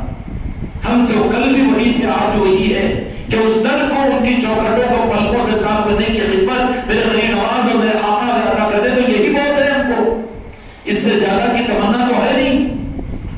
نتیجہ یہ نکلا کہ وہ آئے اور پھر محبوب اللہ نظام الدین اولیاء رحمۃ اللہ علیہ نے اپنی صحبت میں رکھا. اور کیسے نوازا ہوگا، محبوب الہی ہے وہ، تیار فرمایا صحبت میں رہے. کہا کہ حکومت کا عہدہ چھوڑ دیں گے، اب جب یار مل گئے ہیں تو پھر کیا بے یاری کی بات ہے. اب کدھر دیکھے نظریں، کہاں کوئی نظر میں بھرے گا. نظر میں جب تم آگے ہو تو اب کس کو نظر بھر کر دیکھیں گے. خواجہ شمس الدین غازی رحمۃ الرضوان اب اپنے پیر مرشد کی خدمت کو چھوڑ کر نہ عہدوں کی طرف میں جانے کو تیار ہے، نہ علاؤدین خلجی کے اس خدمت کے لیے، نہ حکومت کی طرف میں دیکھنے کو تیار ہے. خواجہ شمس الدین غازی رحمۃ الرضوان خانقاہ میں رہتے، اپنے پیر و مرشد کی خدمت میں. محبوب الہی کہتے کہ ذرا باہر جاؤ. سرکار باہر جانے کو دل نہیں لگتا، بس تکتے رہیں، یار میرے سامنے رہے، میں دیکھتا رہوں، تکتا رہوں، یہی ہے عبادت میری. اتنا نوازا، اتنا پیا اور اتنا پیا. اس کے بعد میں جب معاملہ مقصد کا سامنے آ گیا تو پھر یہ بات کہی کہ میرے شہزادے، ہاں وہ بات اب عرض کرتا ہوں، ایک ماں باپ کو اپنی اولاد سے محبت ہزاروں ماں باپ کے برابر نہیں ہوتی، لیکن ایک کامل پیر کو اپنے کامل مرید اور خلیفہ کے ساتھ اتنی محبت ہوتی ہے.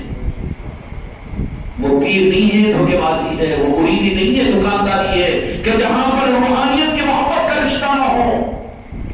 اور محبت کی پہچان ادب تو ہوتا ہے، محبت میں خوف نہیں ہوتا.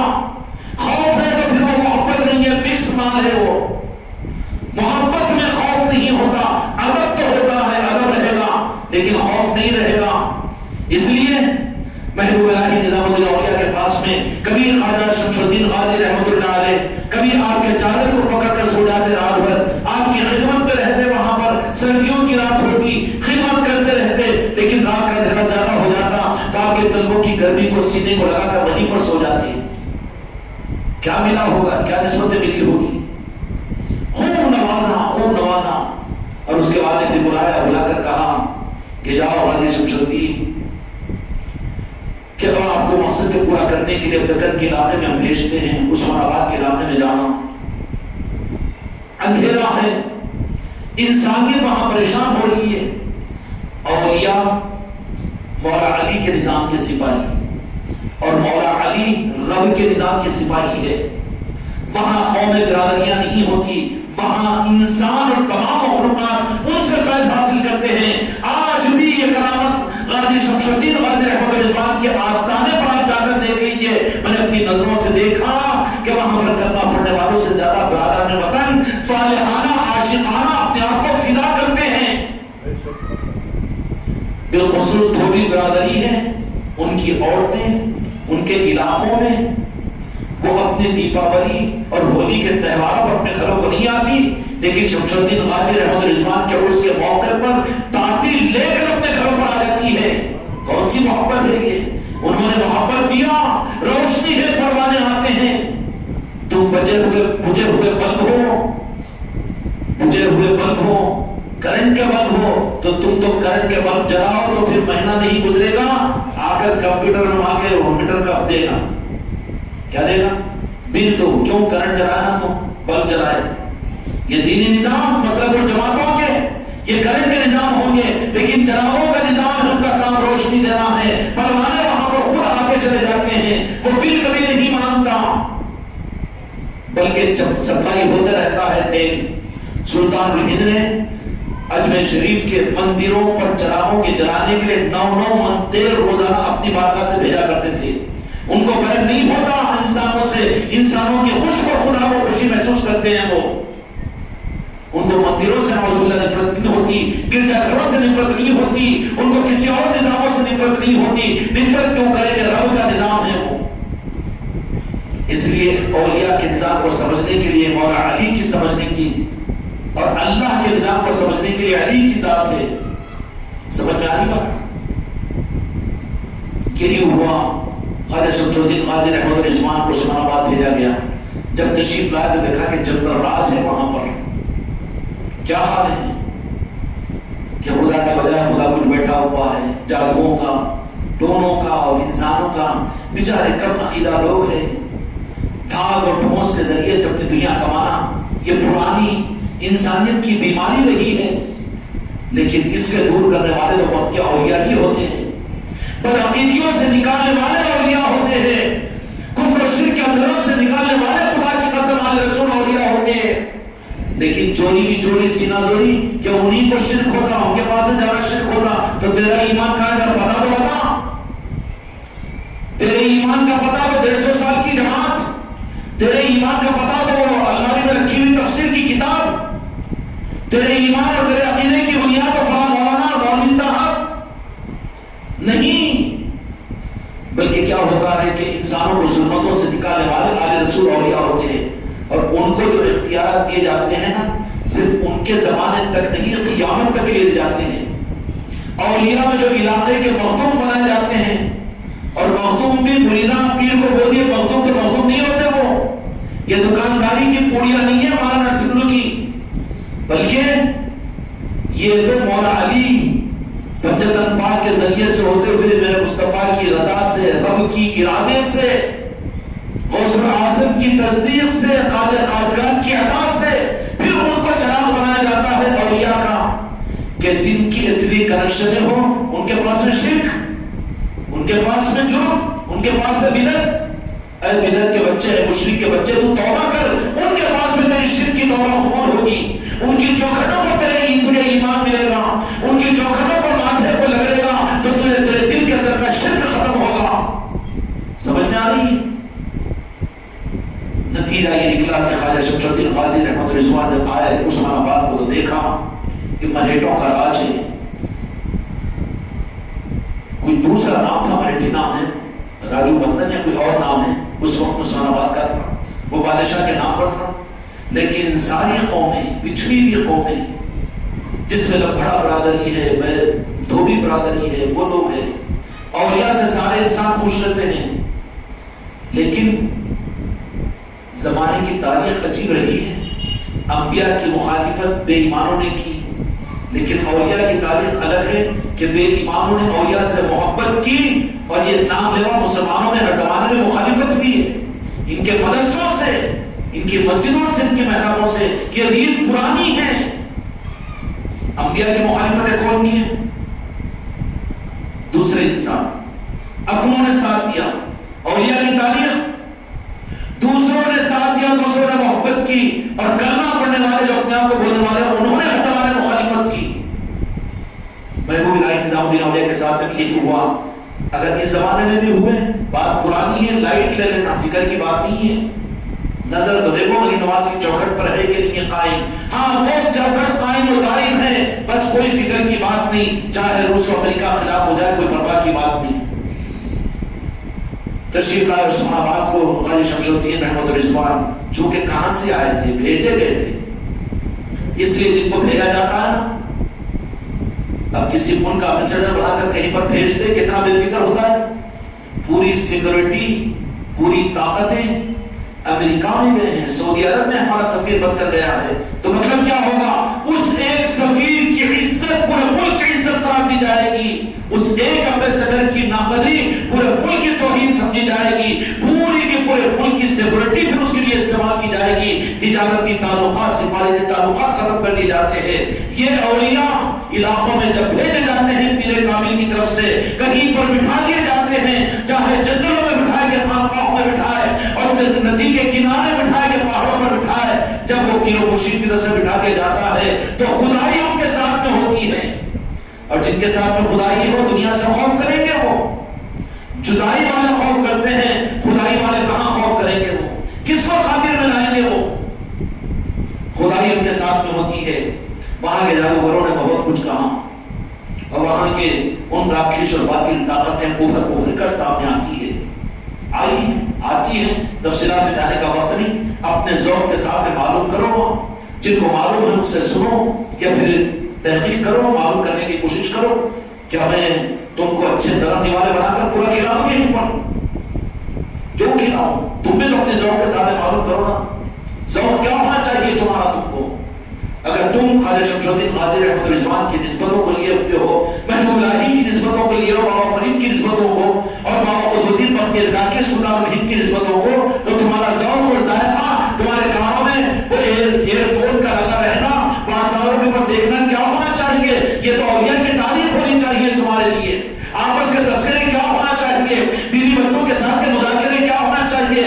محفلوں میں ہاں مصرا پہن کے رومال ڈال لے کے یہی بات ہو، پھر دکان پر اولیاء سے کٹ کر دنیا کا بھکاری بیوی بچوں کے ساتھ بیٹھا تو سب بھول کر مسجد میں بس معمول ان کی گانا، وہی کھانا وہی پکانا، وہی ہگنا وہی نہانا اور وہی جانا یہی آنا، وہ کپڑے یہ سپڑے یہی نہیں۔ ہمارا ذوق ہے، ہم کے نام لیوا ہے تو ہمارا ذوق اپنے بیوی کے ساتھ میں وہی ہونا چاہیے، اپنے خاندان کے ساتھ میں بھی۔ ہم کون ہیں؟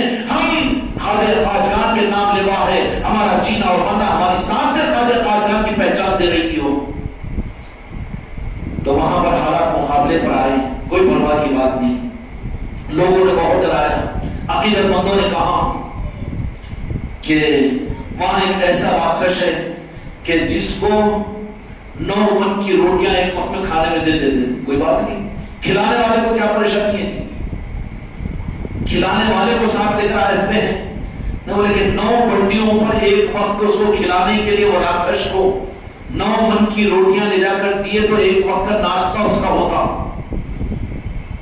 اچھا 9 من کا تو چلو 9 کنٹل کھلائیں گے، اس کو کھلانے کی طاقت ہے، علی کے سپاہی ہے، نظام الدین اولیاء کے سپاہی ہے، سلطان الہند کے نسبت ہے، مولا کائنات کی نظر کرم ہے۔ خیر وہ ان کی کرامتوں کے واقعات بھی بہت ہیں، لیکن بات میرے بچوں اولیاء کی کرامتوں سے امت کو جوڑ کر پھر کرامتیں ڈھونڈیں گے نا، کرامتی بن جائیں گے۔ اولیاء کی عظمتوں کے لیے یہ کیا کم ہے کہ 1400 برس پہلے 1500 برس پہلے رب نے تم کو جس پر قرآن پر ایمان لایا، اس قرآن میں اولیاء کا تذکرہ کر دیا، اس سے بڑی اور کون سی کرامت چاہیے؟ اور کیا کرامتیں چاہیے؟ ہم کرامتوں کی بنیاد پر اولیاء سے محبت نہیں کرتے، بلکہ ہم عقیدے کی بنیاد پر، قرآن و حدیث کی بنیاد پر اولیاء سے محبتیں کرتے ہیں۔ اس لیے خوش قسمتی ہماری دعائیں یہ ہے کہ ایسی نسبتوں کے ساتھ میں نسبت حاصل ہے۔ آنے والی اتوار کو بھی انشاءاللہ روزانہ کی محفلیں تو مختلف مقامات کے اوپر ہے ہی ہے، اپنے گھروں کے اندر میں جن مریدین کے گھر میں ابھی نہیں ہوئی ہے محفلیں، وہ اپنے گھروں کے اندر میں سلطان الہند کے نسبت کی محفلیں کر لیں۔ ظہر میں بھی ہو رہی ہے، عشاء کے بعد بھی ہو رہی ہے، مغرب کے بعد بھی ہو رہی ہے، ان محفلوں کو اپنے گھروں میں کر لیں، خانقاہوں میں بھی ہو رہی ہے۔ لیکن آنے والی اتوار کو اب چونکہ امام جعفر صادق علیہ السلام امام طریقت ہے، ہمارے آقاؤں کے، ہمارے آل میں ہمارے آبا و اجداد ہیں، آبا و اجداد اس لیے کہ ان کے غلام ہیں، غلام کو اپنے آقا بولنے کا حق ہے نا جی، وارث تو جو وارث ہے ان کو حق ہے بولنے کا، وارث سے زبردستی مت بنو، ڈاؤٹ فل کینڈیڈیٹ میں آ جائیں گے، ہم بھی سید ہیں، ہم بھی سادات ہیں، مت کرو حماقت، بڑے بڑوں نے ایسی حماقت کی تو پھر آج کہیں کی چوکھٹ کے نہیں رہے۔ کیا ہوا؟ جو خان صاحب تھے وہ سید بولنے کی چکر میں آئے تو چوکھٹ پر حاضری بھی دینے نہیں لگائی جا رہی ہے، آج اس چوکھٹ سے بھی دھکا دیے جا رہے ہیں، سمجھ گئے نا؟ اس کی جرات نہیں کرنا، وارث ہے، ہم غلام ہیں، اس سے کیا کم ہے ہمارے لیے۔ امام جعفر صادق علیہ السلام ایک دم کھٹ کر یہ کئی کو کنڈے، تیرے کو تو ہنڈے ہونا، ہنڈے والا ہے نا تو، بیٹے کی شادی میں 2 لاکھ روپے ہنڈا، ہاں ہنڈے والا ہے تو، کنڈے نہیں تو تجھے تو ہنڈوں پر لگا کے بھکاری بنا دیا امام جعفر صادق نے علیہ السلام نے۔ امام جعفر صادق علیہ السلام کون ہیں؟ مولا علی کے شہزادے امام زین العابدین رضی اللہ عنہ، سید سجاد امام زین العابدین رضی اللہ عنہ کے شہزادے امام باقر علیہ السلام، اور امام باقر علیہ السلام کے شہزادے امام جعفر صادق علیہ السلام۔ آپ کی خانقاہ مبارکہ میں بھی، آپ کے مہمان خانے میں بھی ہر مہینے کی، اس لیے کہ امام جعفر صادق علیہ السلام کے جو کنڈے ہوتے ہیں عام طور پر بزرگوں کے اس دنیا سے پردہ ہونے کو عرس کہہ کر اس کا اہتمام ہوتا ہے، لیکن امام جعفر صادق علیہ السلام کے کنڈے کی وجہ کیا تھی؟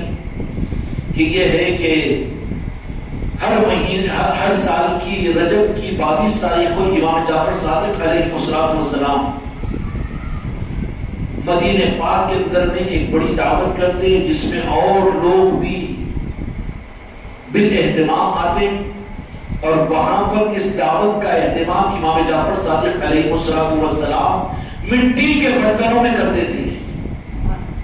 ابھی مولوی کو تو اٹکتی ہے مٹی کا برتن، سونے کا برتن نہ اچھی قدر ہوگی، چاندی کا برتن ارے حرام ہے وہ تو اس کو ناجائز نہیں بولے گا نا، لیکن کنڈے ہوتے اس کی منڈی کرتی، سمجھ تو صحیح نہ اس کو غلامی اختیار کر، کہاں وارث بننے کی چکر میں گردن کٹائے گا، غلام بن جا امام جعفر صادق علیہ السلام کا، تو پھر منڈیوں کو ڈھونڈنے والا نہیں ہوگا، بلکہ منڈی آئے گے تیرے پیروں میں گریں گے۔ قدم بوسی کئی کو کرتے تھی، کیوں نہیں کرتے؟ کنڈے کرنے والا تو منڈیاں قدموں میں گریں گے نا، اللہ عزت عطا کرے گا نا، دل چھوٹ جائیں گے اس کے تو پھر سر کی کیا بات ہوگی؟ تو بالاہتمام امام جعفر صادق علیہ السلام مدینہ منورہ کے اندر میں دعوت فرماتے، اور عام دعوت ہوتی اس کے اندر میں، اور وہ دعوت کا اہتمام مٹی کے برتنوں میں ہوتا تھا۔ تو پوچھا گیا کہ آپ یہ دعوت مٹی کے برتنوں میں بھی اہتمام کیوں کرتے ہیں؟ تو کہا کہ میں دیکھ رہا ہوں کہ میرے آقا میرے نانا جہاں حضرت محمد مصطفیٰ صلی اللہ علیہ وسلم کی سنتیں ایک ایک کر کے ختم ہو رہی ہیں، تو میرے نانا جان ہمیشہ مٹی کے برتن میں کھانا نوش فرمایا کرتے تھے، اس سنت کو زندہ کرنے کے لیے میں یہ مٹی کے برتنوں کے اندر میں یہ اہتمام کرتا ہوں۔ ارے اصل حقیقت تو یہ ہے اس کی، اب چلا ہے کچھ کا کچھ بولنے کو، نہ الف معلوم نہ ای معلوم، چلا ہے بے پر کی پتنگیں اڑانے کے لیے اور بغیر پروں کے ہوا میں چھلانگ لگانے کے لیے، داتا اور حلق ٹوٹ جائے گا تیرا تو گھٹنے پھوٹ جائیں گے۔ امام جعفر صادق علیہ السلام اس بات کا اہتمام کیا کرتے تھے، اور وہی سنت امام جعفر صادق علیہ السلام کی اس خانقاہ کو بھی خیرات ملی کہ اتوار کے دن جو لنگر ہوتا ہے عام طور پر مٹی کے پلیٹوں میں کھاتے ہیں، اور انشاءاللہ آپ کے اتوار کو بھی اہتمام کے ساتھ میں وہی مٹی کے برتنوں میں انشاءاللہ کنوں کی چیز ان کے در کی خیرات اور بھیک مانگنے کے لیے اس کا اہتمام انشاءاللہ اس خانقاہ کے اندر میں ہوگا ہاں انشاءاللہ۔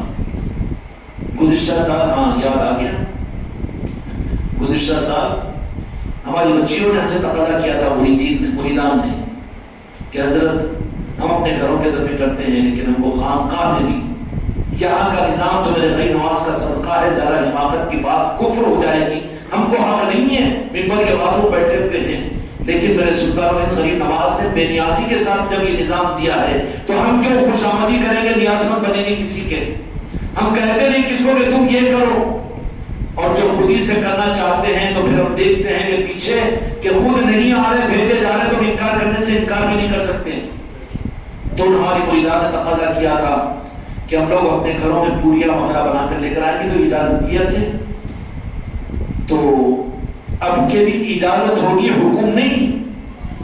جو میری بیٹیاں ان عظمتوں کے لیے اپنے گھروں کے اندر میں، یہ نہیں ہے کہ چندے کا نظام بالکل نہیں لانا، کیونکہ کھانے والے یہاں سادات بھی ہوں گے، یہاں کھانے والے غریب نواز کے نام لیوا بھی ہوں گے، یہ فقیر شاہوں سے بڑھ کر ہے۔ اگر تمہارے ذہن میں کہ ایصال ثواب کا قلعہ مدرسے کے بچوں کو، محلے کے لوگوں کو ڈھونڈ، ہاں محلے میں بہت ہوں گے، لیکن یہاں پر خانقاہ کے نظام میں میرے غریب نواز کے ان مہمانوں کو تو حقیر نگاہ سے مت دیکھ، بلکہ یہاں کے نظام کو، عصمتوں کو باقی رکھنا ہے تجھے اپنی ثابت سمجھ کر، تو موقع ہم دیں گے مگر محتاج ہم تمہارے نہیں ہوں گے۔ تب انشاءاللہ یہ نظام اس طرح ہی سے، چونکہ آخری بات عرض کر دیتا ہوں، کتنی حماقت سے اس لیے کہہ رہا ہوں، اس لیے عرض کر دیتا ہوں کہ اس خانقاہ محمدی پر نگاہ کرم کسی ایک اولیاء ہی کی ہو تو وہ وقت کا تاجور رہتا ہے، لیکن اس خانقاہ کے اوپر تو کیا عرض کروں کہ ان سارے آقاؤں کی نگاہ کرم سے نوازا گیا، تو پھر اس نظام کے معاملات کے اندر میں ہم کچھ سوچنا کہ تو کفر ہو جائے گا۔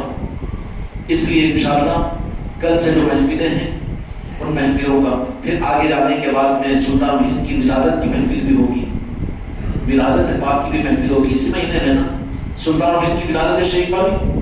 ہاں تو انشاءاللہ اس طرح کی محفلیں ہوتی رہے گی. اس لیے میں نے یہ بات عرض کی تھی کہ ہمارے مریدوں کے لیے بہت بری بات ہے کہ تم کو میسج دیا جائے, تم کو فون کیا جائے, بلکہ ہم تم کو یہ دیکھنا چاہتے ہیں کہ تم خود پوچھئے یہاں کے ذمہ داروں کو, شاہد صاحب کو پوچھئے, ذمہ داروں کو پوچھئے کہ آج کی کیا محفل ہے, کہاں کا کیا نظام ہے. خود اپنی فکر کے ساتھ میں ان نظاموں کے اندر اپنے آپ کو, تب تو اپنی طلب کا اظہار ہوگا اور انشاءاللہ طالبین کے اندر شمار ہوگا, ورنہ خطرہ ہے کہ پھر محروم کر دی جائیں گے. اللہ تعالی ہم کو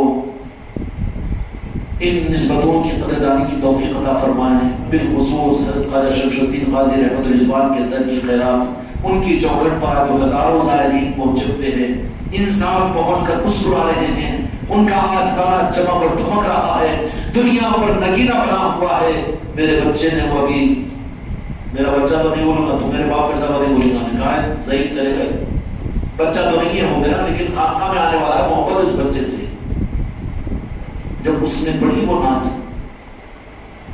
تو میرا روح تو ادھر چلے گیا کہ جبرائیل علیہ السلام کا آنا تو زمین پر اپنے محبوب کی امت کے لیے ثابت ہے, لیکن کیا یا رسول اللہ آپ بھی آتے ہیں کہیں؟ ہاں آتے ہیں, اپنے شہزادوں کے عرس میں آتے ہیں, اپنے آل رسول کے عرس کے موقع پر آتے ہیں, ان کے حالات معلوم کرنے کے لیے آتے ہیں, اپنی آل کے حالات کو دیکھنے کے لیے آتے ہیں, نوازنے کے لیے آتے ہیں, خوش ہونے کے لیے آتے ہیں, خوش کرنے کے لیے آتے ہیں. تو پھر ان اولیاء کے عرس پر کن کن کی آمد نہیں ہوتی؟ میرے مصطفیٰ بھی ہے, جہاں پر جن کے آنے کی امید نہیں بلکہ یقین کیا جا سکتا ہے, وہ اولیاء کے آراس اور عرس ہوتے ہیں. جنم پاک بھی آتے ہیں, مولا علی بھی آتے ہیں, غوث العظم بھی آتے ہیں, غریب نواز بھی آتے ہیں. عرس کیا ہوتا ہے؟ اس دن تو سب کی طرف سے خوشیاں ان کو دی جاتی ہے. اسی لیے اتنی مہک اس کے دنوں میں اتنی پہنچتی ہے. ہر ایک خوش ہوتا کہ نہیں ہوتا؟ رنجیدہ ہونے والے سارے کوروں میں دکھتے اس دن نہیں, چھپتے رہتے, منیا چھپاتے رہتے. تم کو کیوں منیا چھپاتے؟ نہیں, جلدی بھاگو, کہیں بھی نہیں دکھتے. سب دن کون دکھتے ہیں؟ خوش ہونے والے دکھتے ہیں. ناراض ہونے والے بیچارے اس دن شرمندہ ہوئے چھپ جانا پڑتا. ہم تو دیکھیں خواجہ شمس الدین غازی رحمۃ اللہ علیہ کے عرس کے موقع پر کہ برادران وطن بھی خوشیاں مناتے ہیں. آج عثمان آباد شہر پورا چمک رہا ہے, دھمک رہا ہے. اور یہ قبولیت اور یہ نورانیت اور یہ جاذبیت کیوں؟ خواجہ شمس الدین رحمۃ اللہ رضوان کا آستانہ تو وہاں پر 744 سال سے ہے وہاں پر, لیکن یہ جو قبولیت زمانے کے اندر میں ہوئی ہے کیوں؟